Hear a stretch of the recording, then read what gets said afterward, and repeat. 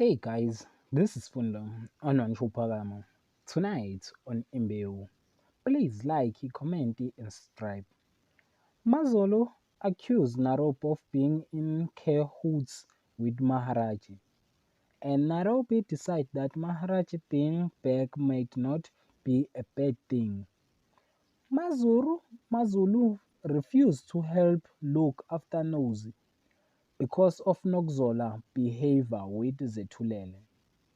And it seems like Nairobi wants to be part of Maharaji, while Shira does not want to see Maharaji, but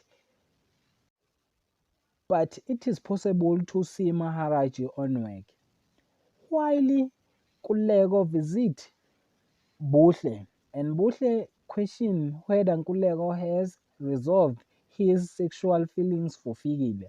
And Kulego, it seems like it is difficult to forget about the sexual between him and Figile. He dream about it, and Kulego tells Buhle. That is for tonight. Thanks for watching. Don't forget to like and comment and subscribe. Therefore, thanks.